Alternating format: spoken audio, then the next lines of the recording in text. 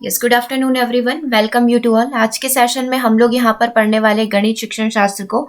और आपके सिलेबस में एक टॉपिक है पाठ्यक्रम में गणित का स्थान। गणित को करिकुलम में किस तरीके का स्थान दिया गया है, बच्चों को कैसे पढ़ाना चाहिए, वो सारी चीज़ें आज के सेशन में हम लोग डिस्कस करेंगे।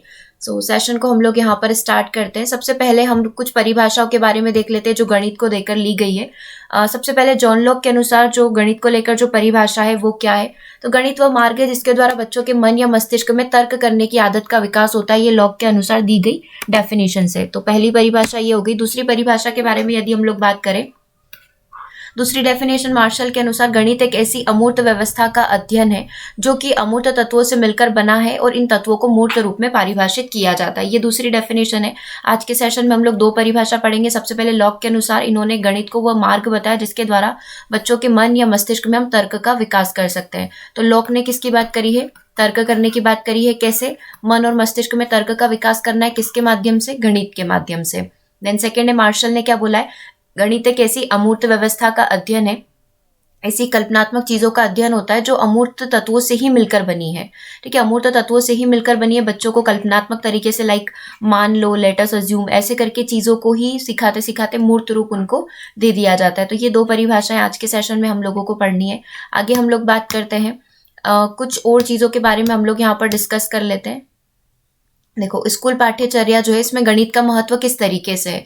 तो सबसे पहले बात की जाती है निर्णयन की, मतलब आप किस तरीके से निर्णय लेते हैं। तो गणित अध्ययन का एक महत्वपूर्ण क्षेत्र है। यह देखा गया है कि इस विषय को प्राथमिक शिक्षा से ही इसकी आवश्यकता को ध्यान में रखकर पेश किया जाता है। मतलब बेसिक स्टार्टिंग से जब बच्चा एजुकेशन पढ़ाई स्टार्ट करता है तभी से गणित को पढ़ाना स्टार्ट कर दिया जाता है। यह उम्मीद की जाती है कि छात्रों को दैनिक कार्यों को प्रभावी ढंग से और आत्मविश्वास से करने में गणित में गहरी दिलचस्पी विकसित करना चाहिए। यह अमूर्त विचारों को वास्तविकता में परिवर्तित करने के लिए सबसे मूल्यवान उपकरणों में से एक है। अभी हम लोग जो डेफिनेशन पढ़ के आए थे उसमें यही बताया गया था कि अमूर्त विचारों को हमें एक सजीवता देनी, एक मूर्त रूप में लेकर आना है। तो अमूर्त विचारों को वास्तविकता में परिवर्तित करने का एक सबसे अच्छा साधन ये साबित हो सकता है।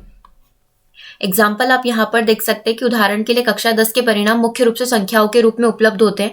हालांकि हम संख्याओं को संसाधित करने के बाद निष्कर्ष निकाल सकते हैं। अंत में सफलता अनुपात की गणना की जाती है और रैंकिंग पॉसिबल हो पाती है। यहाँ गणित आपको वास्तविक तरीके से निर्णय करने की शक्ति प्रदान करता है।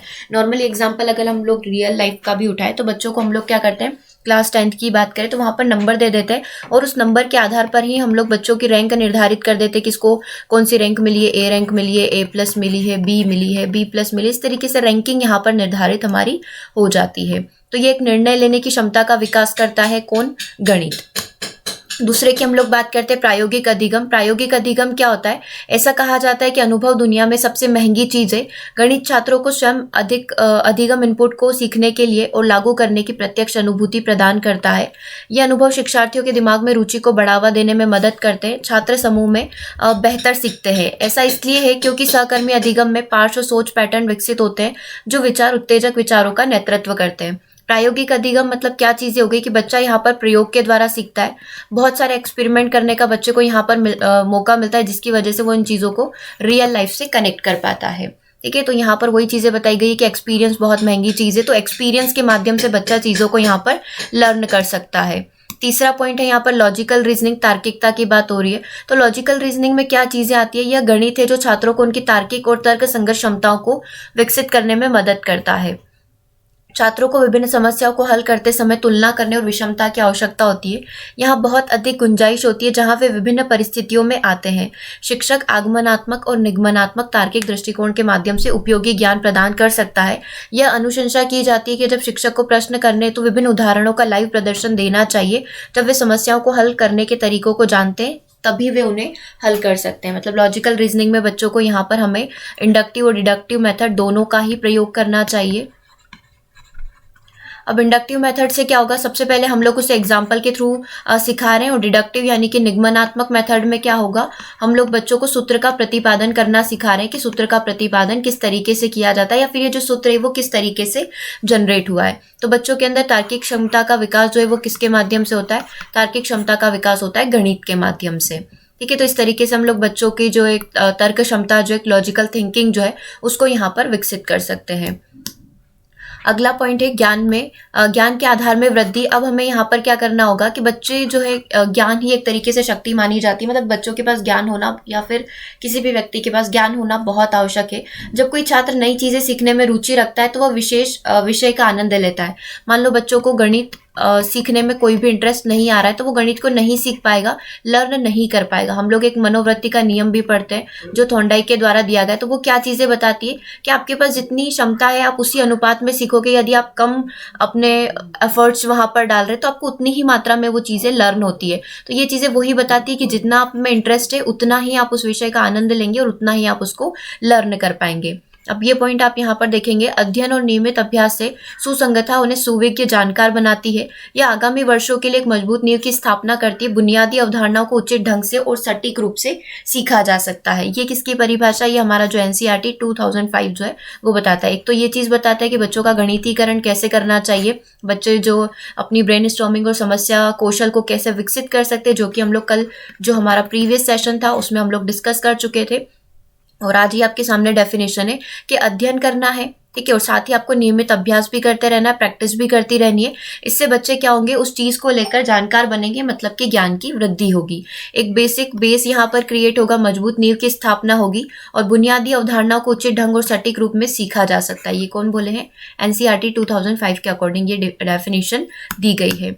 नेक्स्ट पॉइंट है वयस्क साक्षरता का उन्मूलन। अब ये चीजें कैसे होती है, अगर नॉर्मल अपनी लैंग्वेज में बात करें तो यहाँ पर ऐसा होता है कि वयस्क के अंदर साक्षरता आएगी, क्योंकि एक बेसिक एजुकेशन ये टारगेट रखा जाता है कि जो गणित की शिक्षा है वो प्राइमरी लेवल पर और बेसिक बिल्कुल दे देनी चाहिए। क्योंकि बहुत सारी बार ऐसी सिचुएशन क्रिएट होती है कि बच्चा स्कूल कंप्लीट करने के बाद कॉलेज नहीं जाता है, वो कुछ दूसरे जो अपने रोजगार है उनके अवसर यहाँ पर ढूंढने लग जाता है। तो एक बेसिक गणित का ज्ञान होना यहाँ पर बहुत ज्यादा आवश्यक है। तो वही चीजें यहाँ पर बताई गई है। भारत समग्र विकास में पीछे रह गया, न केवल दृष्टिकोण के अभाव में बल्कि निष्पादन, मतलब वो इतना अचीव भी नहीं कर पाया, इतने अचीवमेंट भी हासिल नहीं कर पाया है, ठीक है। और उसके बाद ये चीज बताई गई कि सरकार के सुधारों पहले अधिक उपयोगी होंगे जब वे अच्छी तरीके से स्वीकार की जाती है और लक्षित समुदायों द्वारा उनका पूर्ण रूप से अनुसरण किया जाता है। यहाँ पर वही चीजें बताई गई कि भारत जैसे विकासशील राष्ट्र को निरक्षरता के कारण ये बहुत ज्यादा पिछड़ता जा रहा है। तो यहाँ पर हमें चाहिए कि स्कूल शिक्षा को ही इस लायक, इस कैपेबल बना दिया जाए कि व्यक्ति जो है अगर वो भुगतान, मजदूरी, सब्सिडी आदि की भी जानकारी रखता है तो गणित का बेसिक प्रयोग वो वहां पर कर पाए। उससे कोई स्पेशल अलग से मैथ सीखने की आवश्यकता नहीं पड़े, अपने स्कूल बेस के आधार पर, अपनी स्कूल एजुकेशन के आधार पर भी वो गणित को एक बेसिक जानकारी उसके बारे में ले पाए, ठीक है। तो यही चीज यहाँ पर बताई गई है, किसमें बताई गई है, यूनेस्को रिपोर्ट 1982 में। इसे आप अच्छे से देख सकते हैं। यदि व्यक्ति कॉलेज नहीं जा पाता है, स्कूल कंप्लीट करने के बाद यदि वो कॉलेज नहीं जा पाता है तो भी वे अपने दैनिक कार्य जैसे भुगतान, मजदूरी, सब्सिडी इत्यादि का प्रबंधन कर सकते हैं। वे आय और व्यय पर अपना काम कर सकते हैं और अपनी आय को बचाने हेतु योजना भी बना सकते हैं। ये सब कार्य उन्हें वित्तीय परिक्षेप्य से स्वतंत्र बनाएंगे। मतलब स्कूल एजुकेशन इतनी कैपेबल, इतनी लायक होना चाहिए कि व्यक्ति जो है अपनी बेसिक कैलकुलेशन को बनाकर अपना जीवन यहाँ पर व्यतीत कर सके। नेक्स्ट पॉइंट है चरण दर चरण दृष्टिकोण। अब यहाँ पर हमारे दृष्टिकोण की बात हो रही है कि हम लोग किस तरीके से देखते हैं चीजों को। हम इस बात से सहमत होंगे कि गणित जो है चरण तरीके से समस्याओं को हल करता है। यहाँ ये उल्लेख करना महत्वपूर्ण है कि शुरुआत में किसी भी समस्या को हल करना बहुत मुश्किल लगता है। इनिशियल यदि हम लोग बात करें तो किसी भी प्रॉब्लम को सॉल्व करने में हमें बहुत ज्यादा समय लग जाता है। तो इसमें क्या चीजें होगी, स्टेप बाय स्टेप अध्ययन करने की बात यहाँ पर की गई है कि आप शुरुआती समय में बिल्कुल बेसिक गणित को समझे, बेसिक गणित की जानकारी ले, गणित क्या है, देन धीरे धीरे हम लोग अपनी कमांड उस पर हासिल कर सकते हैं। यदि हम चरण दर चरण इस चरण पर, इस स्टेप पर या इस प्रक्रिया पर काम करना शुरू कर देते हैं तो हम एक के बाद एक छोटे चरण को हल करने के बाद अपने आत्मविश्वास को प्राप्त कर सकते हैं। तो हमारा जो करिकुलम है वो बिल्कुल इसी तरीके से डिजाइन किया जाता है, जहाँ पर क्या बताया जाता है, सबसे पहले आपको कुछ बेसिक ज्ञान दिया जाता है। बच्चों को हम लोग पहले बेसिक ज्ञान देते हैं, फिर हम लोग एडवांस की तरफ मूव करते हैं। बेसिक टू एडवांस हम लोग यहाँ पर चलते हैं। तो वही चीजें यहाँ पर बताई गई है कि आप छोटे छोटे चरणों को फॉलो करते हुए अपने जो सेल्फ कॉन्फिडेंस है, अपना जो आत्मविश्वास है गणित को लेकर, उसको गेन कर सकते हैं। प्रेरणाकारक शिक्षण अधिगम प्रक्रिया में एक महत्वपूर्ण भूमिका निभाता है। यहाँ शिक्षकों द्वारा ज्ञात से अज्ञात यानी कि नोन टू अननोन का अधिकतम प्रयोग किया जाता है, क्योंकि जो चीजें हमारे पास पहले से प्रेजेंट है, अवेलेबल है, उसका प्रयोग करते हुए हम लोग बच्चों को अमूर्त चिंतन की तरफ लेकर जा सकते हैं। जब एक गणित शिक्षक व्हाइट बोर्ड पर समस्याओं का समाधान करता है तो अधिगम अनुभव उच्च संभावना वाले शिक्षार्थियों की पहुंच के भीतर लाए जाते हैं। स्वाभाविक रूप से विफलता का जो डर है, फियर है हार को लेकर, वो मनोवैज्ञानिक बाधाओं को उनके मस्तिष्क से हटा दिया जाता है। मान लो कोई भी प्रॉब्लम है तो यहाँ पर ब्लैक बोर्ड पर वो पूरी प्रॉब्लम जो है व्हाइट बोर्ड पर भी मान लो तो वो पूरी प्रॉब्लम यहाँ पर सॉल्व की जाती है। तो इससे बच्चों के मन में जो फियर है, डर है गणित को लेकर, वो यहाँ पर खत्म किया जा सकता है। ये डेफिनेशन रूल्स 1992 में दी गई थी। ओके, तो ये डेफिनेशन कहाँ कहाँ से दी गई है वो पूरा आपको सोर्स यहाँ पर दिखाया गया है। अगला है कोठारी आयोग की अनुशंसाएं क्या क्या है। तो कोठारी आयोग और राष्ट्रीय आयोग शिक्षा नीति के दो उन्होंने स्कूल शिक्षा में गणित की महत्वपूर्ण आवश्यकताओं पर बल दिया है। अभी तो चलो हमारा जो एनईपी आया उससे थोड़ी एजुकेशन सिस्टम यहाँ पर चेंज हो चुका है। यह 10+2+3 के रूप में अपनाए गए पैटर्न में उल्लेखित है, जिसने गणित के विषय का अनिवार्य रूप से उल्लेख किया गया है। और यह नोट किया गया कि सामान्य गणित कक्षा 10 तक अनिवार्य था, जबकि उन्नत गणित को वैकल्पिक विषय के रूप में रखा गया। पहले ऐसा माना जाता था कि 8th तक गणित पढ़ाना कंपलसरी है, 9th और 10th को आप ऐसा दे सकते हो कि वैकल्पिक यदि आपको गणित पढ़ना हो तो ठीक है।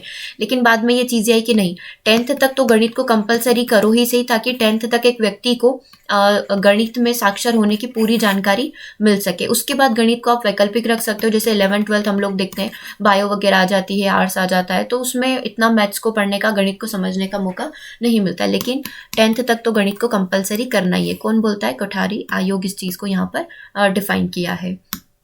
आगे हम लोग बात करते हैं उपयोग बहुमूल्यता। उपयोग बहुमूल्यता की यदि हम लोग बात करें तो किसी भी अन्य विषय की तुलना में गणित के शिक्षार्थियों के परिक्षेप्य से उच्चतम उपयोग बहुमूल्यता है। मतलब आप उसको कैसे आगे बढ़ाते हो, आपके जीवन में उसका मूल्य क्या है, इस चीज के बारे में यहाँ पर बताया गया है। संख्या प्रणाली, ठीक है, ये सारे आपके पॉइंट है। संख्या प्रणाली हो गया, समीकरण हो गया, छूट, लाभ, हानि, बट्टावाली, बीज गणित, क्षेत्रमिति, अंश, लघु गणित जो है आदि आवश्यक है और व्यवसाय के सभी क्षेत्रों में प्रासंगिक होते हैं। ये कहीं ना कहीं हमारी लाइफ में जो है, हमारा जो दैनिक जीवन है उसमें काम आते हैं। इसके अलावा इन अवधारणाओं का ज्ञान उच्च उन्नत अध्ययन जैसे सांख्यिकी का भी नेतृत्व करेगा। इसको यदि हम लोग आगे लेकर जाते हैं तो ये आगे गणित जो होती है हमारी एडवांस, उसको भी पढ़ने में ही हमारा एक बेस क्रिएट करने का काम करती है। नेक्स्ट बात करते हैं विभिन्न मूल्यों का विकास। तो गणित बच्चों के तार्किक, तर्क, सांस्कृतिक और नैतिक मूल्यों को प्राप्त करने और विकसित करने में मदद करता है। यदि गणित को पाठ्यक्रम में एक महत्वपूर्ण स्थान नहीं दिया जाता तो छात्रों का मानसिक अभ्यास का मौका नहीं मिल पाता, मतलब वो चीज़ों को लर्न नहीं कर पाते। और अगर उनका मेंटल डेवलपमेंट नहीं हो पाता तो ऑब्वियस सी बात है कि उनका जो इंटेलेक्चुअल डेवलपमेंट है, उनका जो बौद्धिक विकास है, वो भी कहीं ना कहीं धीमा पड़ जाएगा और उस पर भी इस चीज़ का इम्पैक्ट पड़ेगा। तो ओवरऑल यदि हम लोग बात करें तो बच्चों को मैथ्स का ज्ञान होना बहुत ज़्यादा आवश्यक है, ताकि उनका एक कंप्लीट डेवलपमेंट यहाँ पर हो पाए। देखो यहाँ पर हमारा क्या होता है, दिमाग थोड़ा काम करना स्टार्ट करता है, मतलब दिमाग हम लोग बोलते हैं ना शार्प होता है। तो दिमाग शार्प करने के लिए हमें क्या है, गणित का अध्ययन करना आवश्यक है। बेसिक हम लोग यदि कैलकुलेशंस भी डेली स्टार्ट करते हैं तो कहीं ना कहीं हमारा माइंड उन चीज़ों को लेकर शार्प होता है। तो यहाँ पर विभिन्न मूल्यों का विकास होता है। आगे यदि हम लोग बात करें तो स्कूल पाठ्यचर्या में गणित को रखने के क्या क्या कारण है, क्यों रखा गया, ये तो हमने एक बेसिक बात करी कि क्या क्या व्यक्ति के अंदर विकास होंगे और क्यों पाठ्यक्रम में इसको रखा गया है। ठीक है, सबसे पहले हम लोग बात करते हैं कौशल विकास की। तो किसी भी प्रकार की शिक्षा को 3 प्रमुख चरणों में वर्गीकृत किया गया है। कौन कौन से वो 3 स्टेप है, कौन कौन सी वो 3 चरण है। सबसे पहला चरण है हमारा इनपुट। बच्चों को कोई भी इनपुट यहाँ पर दिया जाता है, बच्चे उसको क्या करते हैं, प्रोसेस करते हैं, लाइक जैसे कि एक कंप्यूटर करता है, और प्रोसेस करने के बाद हमको एक आउटपुट मिलता है या फिर एक रिजल्ट मिलता है। ठीक है, तो ये इस तरीके से 3 स्टेप होती है। स्कूल शिक्षा की सफलता को वास्तविक परिणामों पर मापा जाता है। यहाँ नीति निर्माताओं, शिक्षक, शिक्षाविद जो होते हैं द्वारा इनपुट की अपेक्षा की जाती है कि आप इनपुट दीजिए, बच्चे उसको प्रोसेस करेंगे। प्रोसेस इन द सेंस कि बच्चे उस चीज़ को क्या करेंगे, लर्न करेंगे, और बदले में आपको यहाँ पर क्या मिलेगा, बदले में आपको यहाँ पर मिलेगा आउटपुट। ठीक है, देन यहाँ पर बात की गई है, यहाँ पर बात की गई कि प्रक्रिया परीक्षा पैटर्न पर हो सकती है, जबकि परिणाम प्रक्रिया जो भी प्रोसेस हम लोग बात करें कि बच्चे यहाँ पर प्रोसेस करेंगे, तो वो प्रोसेस यहाँ पर एग्जाम के फॉर्म में हम लोग ले सकते हैं कि बच्चों ने कितना लर्न किया है, कितना सीखा है जब भी हमने पढ़ाया है उनको। जबकि जब भी हम लोग रिजल्ट की बात करेंगे, परिणाम की बात करेंगे, आउटपुट की बात करेंगे, ये किस पर आधारित होगा, ये लक्षित छात्र समुदायों के बीच विकसित ज्ञान और कौशल पर आधारित होना चाहिए, न कि सिर्फ नंबर्स पर आधारित होना चाहिए, न कि सिर्फ रटन विद्या जो हमारी रॉट मेथड है उस पर ये चीज़ें आधारित होनी चाहिए। तो ये किस पर डिपेंड करता है, ज्ञान और कौशल पर ये चीजें डिपेंड करती है। बेहतर रोजगार के लिए कई उद्योगों द्वारा गणितीय कौशल की अत्यधिक उम्मीद यहाँ पर की जाती है। तो ये एक बच्चों का क्या है, एक ज्ञान और कौशल का विकास उनके अंदर होना चाहिए। नेक्स्ट पॉइंट की हम लोग यहाँ पर बात करेंगे भविष्य की संभावनाएं। अब इसको लेकर, गणित को लेकर क्या क्या भविष्य की संभावनाएं हो सकती है। गणित विभिन्न प्रवेश और प्रतिस्पर्धी परीक्षाओं के लिए एक अध्ययन का एक महत्वपूर्ण क्षेत्र है। आपने कोई भी ऐसा एग्जाम नहीं देखा होगा जहां पर मैथ्स का बेसिक नहीं पूछा जाता है, मैथ्स से रिलेटेड, एप्टीट्यूड से रिलेटेड कोई भी चीजें नहीं पूछी जाती। किसी भी सेक्टर में, किसी भी इंडस्ट्री में हम लोग जाएंगे, वहां पर एक पर्टिकुलर एक बेसिक एप्टीट्यूड टेस्ट होता है जिसमें मैथ्स के कुछ क्वेश्चन रहते हैं। बेसिक क्वेश्चन भी होंगे, हायर भी होंगे और एक लोअर लेवल के भी हो सकते हैं, लेकिन बेसिक ज्ञान होना हमें बहुत आवश्यक है। यह देखा गया है कि उम्मीदवारों का आकलन करते हैं तो ऐसी परीक्षाओं के दौरान विशेष रूप से 30 से 50% भारी था। मतलब 30 से 50% जो अकेला वेटेज जो रहता है वो किसका रहता है, हमारा मैथ्स का रहता है। हमारा जो टेस्ट होने वाला है इसमें भी हमारे मैथ्स के क्वेश्चन रहते ही हैं, ताकि हमें एक बेसिक जानकारी हो मैथ्स की। उम्मीदवारों का चयन करने के लिए विभिन्न ऑनलाइन या ऑफलाइन परीक्षणों के माध्यम से और सटीकता की जानकारी जो है इससे मिलती है कि आपको बेसिक मैथ्स का कितना ज्ञान है। अभिगणना की यदि हम लोग बात करें तो आज का युग प्रौद्योगिकी, बिल्कुल टेक्नोलॉजी का युग है। कंप्यूटर ने हमारे जीवन को आरामदायक और बहुत आसान बना दिया। गणित की अवधारणाओं का उपयोग करके हम कई सिस्टम, एप्लीकेशन, सॉफ्टवेयर वगैरह डिजाइन कर सकते हैं। विभिन्न कंप्यूटर प्रोग्रामों को चलाने के लिए कई सूत्रों को लिखना पड़ता है, कई फॉर्मूलाज वगैरह डिजाइन किए जाते हैं। तो फॉर्मूलाज वगैरह डिजाइन करने की हमारे अंदर कैपेबिलिटी, हमारे अंदर क्षमता कैसे आती है, जब हमारी कैलकुलेशन काफी ज्यादा स्ट्रांग होती है। तो यही गणित का हर एक सेक्टर में योगदान है, यही बताया जा रहा है। अगला पॉइंट है बैंकिंग गतिविधियां। जब हम लोग बैंकिंग की बात करते हैं तो बैंकिंग बिना कैलकुलेशन के पॉसिबल नहीं है, और रोजगार के क्षेत्र भी इसमें काफी ज्यादा मिलते हैं। तो एक व्यावसायिक और व्यक्तिगत जानकारी के लिए भी, हमारे व्यावसायिक और व्यक्तिगत जीवन में भी बहुत सारी इस प्रकार की बैंकिंग से रिलेटेड एक्टिविटीज होती है। तो उसके लिए भी हमें जो है बेसिक मैथ्स की, बेसिक गणित की जानकारी यहाँ पर होना चाहिए।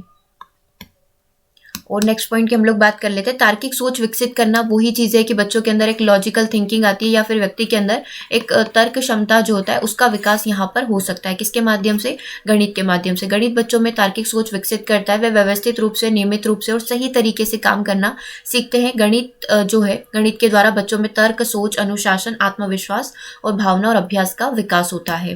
चलिए अगला पॉइंट यहाँ पर क्या है, सभी विज्ञान का आधार। जैसे कि हम लोगों ने देखा है, घोष के द्वारा एक डेफिनेशन दी थी कि गणित जो है पूरी सबकी जननी है। तो वही चीज़ें बिल्कुल रियल भी है और बिल्कुल फैक्ट बात भी है, क्योंकि आप किसी भी सब्जेक्ट को ले लो, बिना गणित के वो पॉसिबल नहीं है। सोशल साइंस को आप ले लोगे, उसमें कहीं ना कहीं हम लोग कोई भी चीज़ें निकाल रहे हैं, लाइक बेरोजगारी से रिलेटेड उसकी कैलकुलेशन भी कर रहे हैं, जीडीपी वगैरह भी निकाल रहे हैं, तो वहाँ पर भी मैथ्स लगाओगे। साइंस में आप कुछ भी स्पीड वगैरह निकाल रहे हैं, ठीक है, गति वगैरह निकाल रहे हैं, वेलोसिटी निकाल रहे हैं, त्वरण निकाल रहे हैं, तो सारी चीज़ों के लिए मैथ्स चाहिए। तो हर जगह हमें मैथ्स की नीड होती है। आप किसी भी सब्जेक्ट को भी उठा लीजिए। तो सभी विज्ञान का आधार, विज्ञान की विभिन्न शाखाएं जैसे भौतिकी, रसायन विज्ञान, जीव विज्ञान, भूविज्ञान आदि गणित पर ही आधारित होती है। इसीलिए गणित ज्ञान उन लोगों के लिए महत्वपूर्ण है जो भौतिक, रसायन शास्त्र और अन्य विज्ञान जैसे विषयों का अध्ययन कर रहे हैं और मुख्य विषय उनका मेन सब्जेक्ट है। तो गणित का ज्ञान होना यहाँ पर बहुत ही ज़्यादा आवश्यक है। ठीक है, तो ये गणित का हमने इंपॉर्टेंस देख लिया कि गणित का हमारी लाइफ में क्या क्या इंपॉर्टेंस है। तो जितना भी अभी तक हमने डिस्कशन किया, तो उससे क्या निष्कर्ष निकलता है, क्या हम लोग एक कंक्लूजन, क्या सार निकाल सकते हैं। तो इन चर्चाओं से ये पता चलता है कि गणित का न केवल अकादमिक यानी कि एकेडमिक में योगदान है, बल्कि जीवन का जितना भी अलग अलग सेक्टर्स है, हर जगह हम लोग गणित का प्रयोग करते हैं। बहुत ही ज़्यादा महत्व है। भविष्य की ज़रूरतों को ध्यान में रखते हुए छात्रों को अधिक प्रतिस्पर्धी बनाने हेतु इस विषय को पढ़ाने के लिए बहुत ज़्यादा हमें समय चाहिए होता है। बहुत अच्छे तरीके से हम लोग गणित बच्चों को कवर करवा सकते हैं। इसीलिए बताया गया कि 10th तक तो कंपलसरी कर ही देना चाहिए, गणित पढ़ाना ही चाहिए। उसके बाद वैकल्पिक रखना चाहिए, यदि बच्चा चाहता है गणित में और आगे बढ़ना तो उसको फिर वो आगे कंटिन्यू कर सकता है। छात्रों को पर्याप्त कुशल होना चाहिए और गहरा ज्ञान प्राप्त करना चाहिए। शिक्षक को उनके लिए एक शिक्षार्थी केंद्रित, मतलब एक स्टूडेंट सेंटर, कौशल उन्मुख, उद्देश्य आधारित शिक्षाविदों को अपनाना चाहिए जो उन्हें अच्छे से गणित का ज्ञान दे सके। करके सीखना, लाइव परियोजनाएं, श्रव्य दृश्य साधन का उपयोग, समूह अध्ययन उन्हें बेहतर कुशल नागरिक बनाएगा, जिससे देश में वित्तीय साक्षरता का लक्ष्य हासिल करने में मदद मिलेगी। तो ये पूरा हमारा एक टॉपिक था जिसमें हम लोगों ने देखा कि पाठ्यक्रम में गणित का क्या क्या स्थान है और किस तरीके से गणित जो है हमारी जो वास्तविक जीवन है, हमारी जो एक रियल लाइफ है, उसमें हमें योगदान करता है, चीज़ों को समझने में, रोजगार प्राप्त करने में और किसी अन्य सेक्टर जाने में भी गणित हमारी किस तरीके से मदद करता है। ओके, तो ये गणित के बारे में बात हो गई। सेकेंड टॉपिक जो आपके सिलेबस का था वो हम लोगों ने यहाँ पर कंप्लीट कर लिया है। So thank you for watching the session, and session आपको कैसा लगा आप कमेंट करके ज़रूर बताइएगा। मिलते हैं हम लोग 6 PM सेशन में। Thank you for watching.